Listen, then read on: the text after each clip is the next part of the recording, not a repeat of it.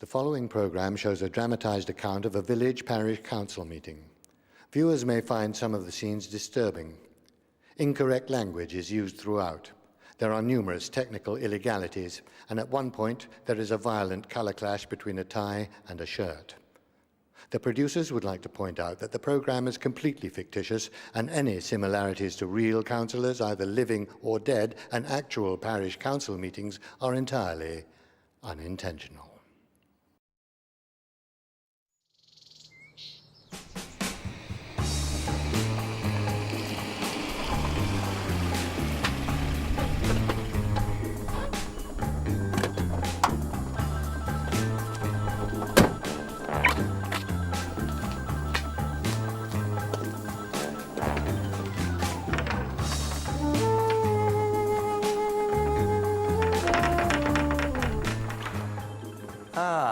George, glad I caught you. Evening, Chairman. Please, meeting hasn't started yet. Call me Arthur. As you wish, Chairman. So, anything tonight I should be heading off at the pass? The agenda is quite clear. Yes, but how do I play it? All those local interest minefields. Kaboom! Who have I got to nobble? The clerk and the chairman should meet to discuss the agenda before the meeting to ensure that it runs efficiently and to allocate the proper time to each topic. They can anticipate any legal or procedural problems. It's not an opportunity to fix things. Who's that? Yes, I bumped into him. Said he got a darts match tonight. Darts? That's a new one. Same old pub, though. Have I missed it? Has it started? I put in a planning application. Yes, Mr. Johnson, we know all about your barn conversion. Sit down. We'll get to it in due course. Not the ugly old thing on the Offley Road. Please. It's on the agenda. We'll discuss this later. It's almost time. I declare this meeting open and instate standing orders. It's a good idea for a local council, whatever their size, to adopt standing orders. And public participation should be encouraged. Allowing the public to air their views before the meeting starts is good practice. Mr. Chairman, have you any copies of the agenda? Otherwise, we won't know what you're talking about. That's okay, neither do we. No. Good idea. George, hand round copies of the agenda, please. Thank you, Mr. Simmons. Keith Simmons. Yes. Apologies. Jane can't make it. She's on call. Right. Any other apologies? Yes, I think Mary might be a bit... I'm not late, am I? No, the meeting's just started. Apologies for absence don't need to be in writing unless standing orders dictate. But those unable to attend should inform the clerk before the meeting, giving a valid reason. And looking round the room, apologising for anyone not there, is not really on. Any other apologies? Yeah, Jim's got a darts match. Ah, yes. Jim. We haven't seen him for... 8 months. I'd better have a word with him. Mr. Chairman, Section 85 Local Government Act 1972 states that anyone not attending for 6 months is liable to disqualification. Is that true, George? Yes. I propose we should disqualify him.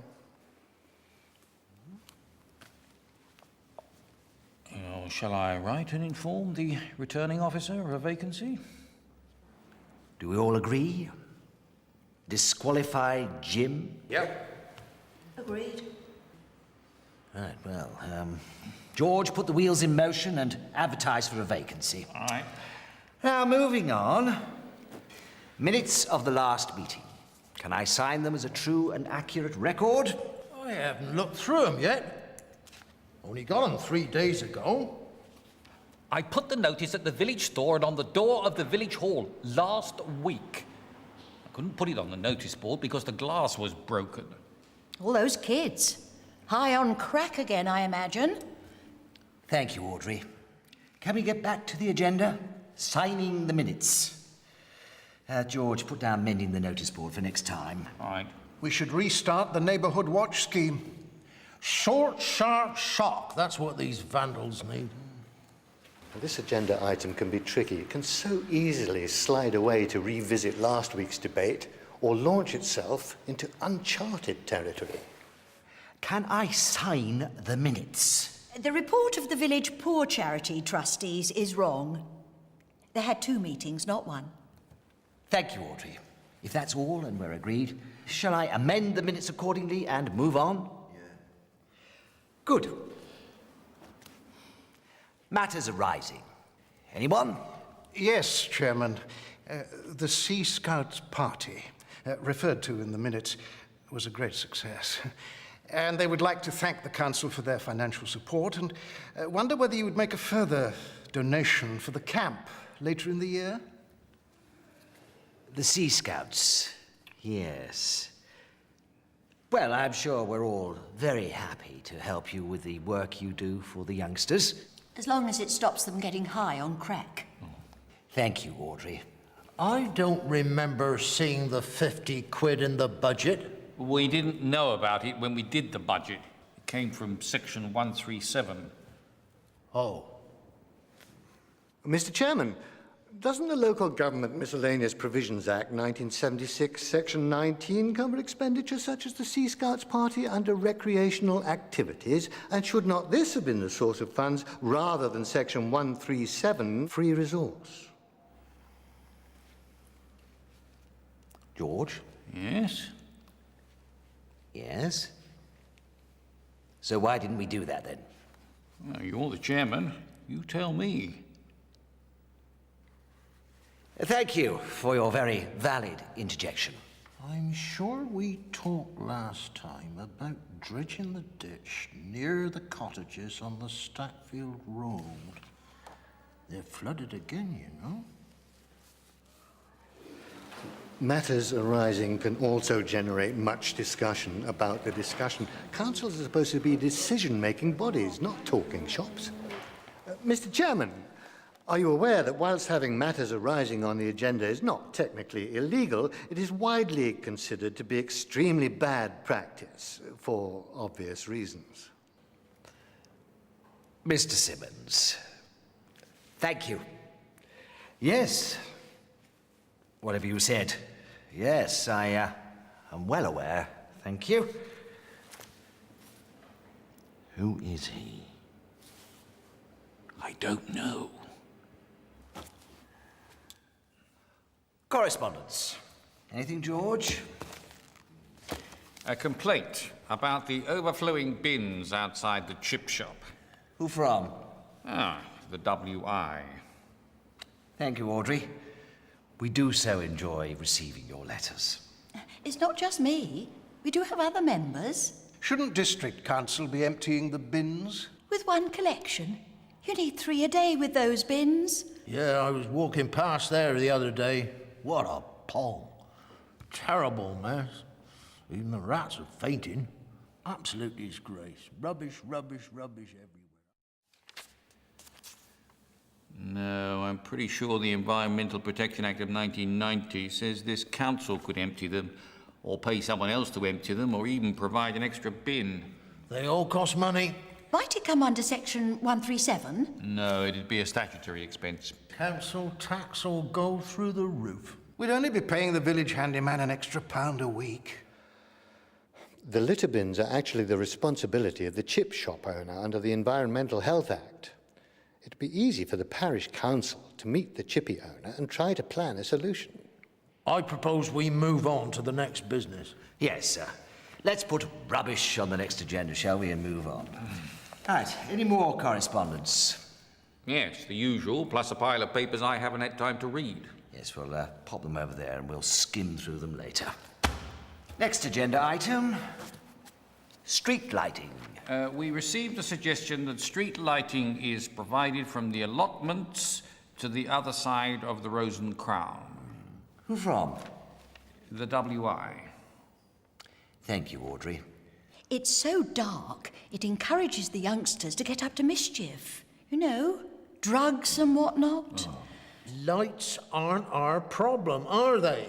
One, they're expensive. Two, it's the county council's job. I find it scary walking home from the station late at night. Indeed. The other day, I was coming back from... where had I been?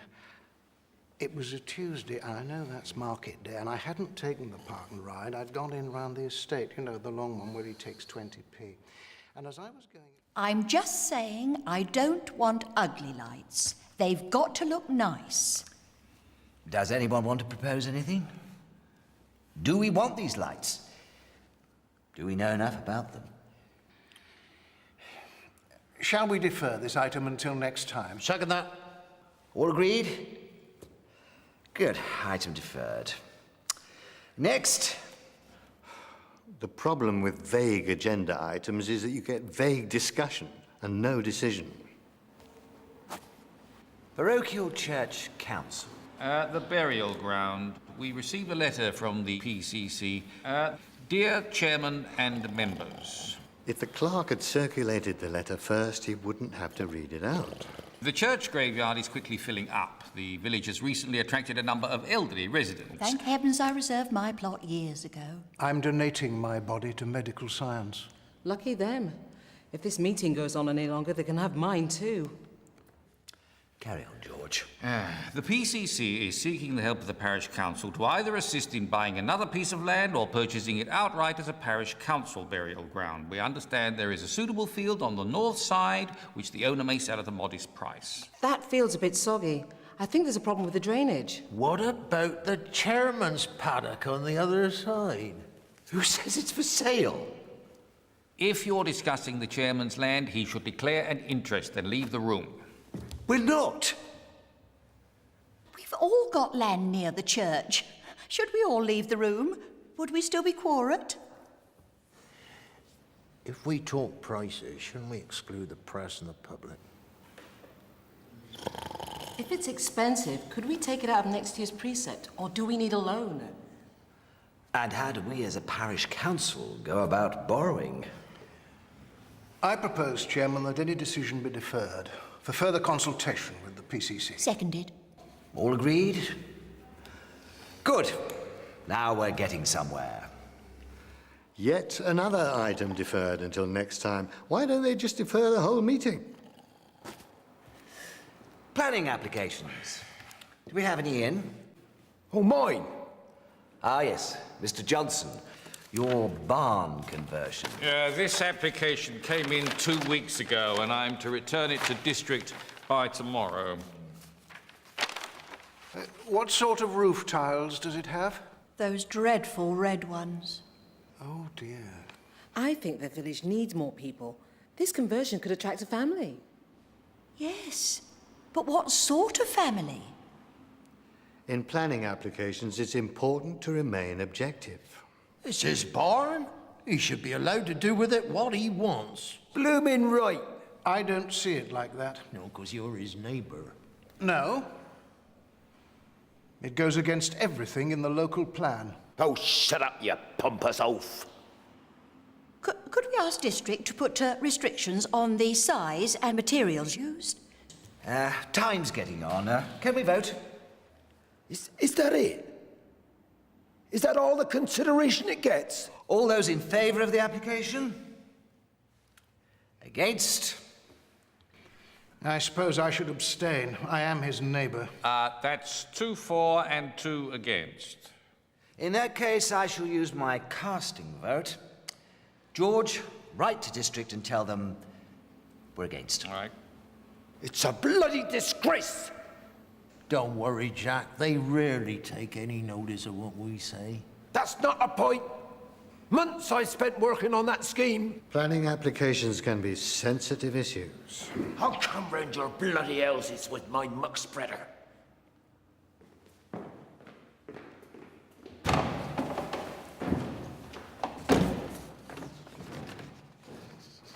Yes, well, any other business? Another agenda item that can open up a can of worms. Do you think Mr. Johnson will be back? Maybe we should adjourn the meeting to the room next door. All right then, just a small schooner of sherry. The training seminar for clerks and councillors on the 13th. Local council powers. Does anyone want to go? Doesn't this come under your contract or job description, George? Well, I don't recall ever being given a contract or a job description. Oh, right. But anyone else? Cost £10. £10 to hear a load of waffle? Sounds like no takers. George, write and tell them. Mr. Chairman, Mr. Simmons. a commitment to training should be part of a council's policy and should be budgeted for. It is sad to think that no one from this council is prepared to attend. Well, perhaps you'd like to go. I already am. What? I'm chairman of Bradley Mere Parish Council. I'm going on their behalf. Chairman? Of Bradley Mere? Yes, well, meeting closed. I shall, of course, resign my position there when I move here. You're moving here? Jim's seat. Why don't we co-op Mr. Simmons, onto the council straight away? Well, these things really shouldn't be rushed. Maybe you want to put it on the agenda for next time. I wish I could, but the meeting's already closed. You have to follow procedures, you know. Otherwise, there'd be anarchy. Chairman, Mr. Johnson's back on his muck spreader. Oh dear, is that your Volvo, Chairman?